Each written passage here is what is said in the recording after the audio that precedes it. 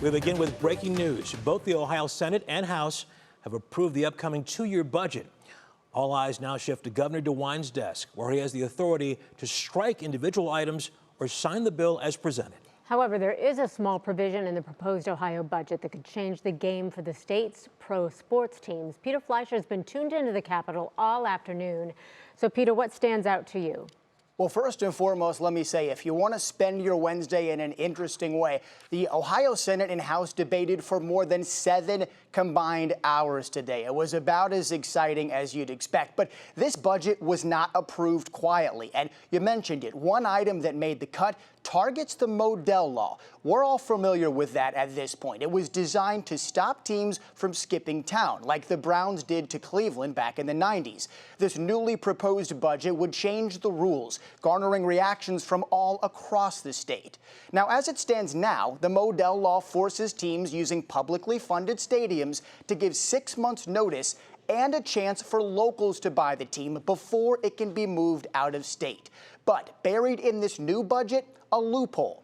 It says if a team finishes its lease, that alone could count as permission to move anywhere else in Ohio. Critics say it strips away fan protections and opens the door for relocations. We keep the handout to the billionaire owners of the Browns so they can build their dome playground using Ohio-earned money. We're actually changing a law in the middle of a lawsuit to solve the Browns' legal issues while a pending case is actually going on, being heard in court in Cuyahoga County.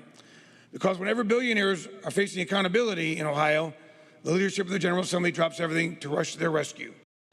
You heard the mention there of the ongoing lawsuit between the city of Cleveland and the Haslam Sports Group. No word yet on if or whether or not this would change anything as far as that lawsuit is concerned. Back to the budget, Governor DeWine now has until next Monday to sign House Bill 96 into law. Of course, we'll continue to track the budget until it gets across the goal line. Russ. All right, Peter Fleischer in the newsroom. Thank you.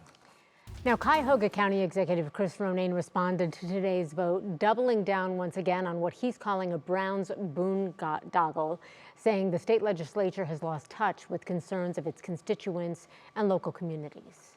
We don't think it's over till it's over. Haslam Sports Group may have gotten $600 million from the state legislature today, but they've got to find the other $600 million that they're asking for in terms of public support, and they're not getting it from us here at Cuyahoga County. So I would say to Jimmy and Dee Haslam, look into your own pocket. Within the last 20 minutes, a city spokesperson did respond to our request for comment, saying, quote, "We're very troubled and angered by this late-night change added without public scrutiny regarding the Modell law. We strongly oppose this legislative maneuver. Moving the Browns, whether 12 miles or across the country, is a betrayal of the city and residents who've stood by the franchise for generations," unquote. Also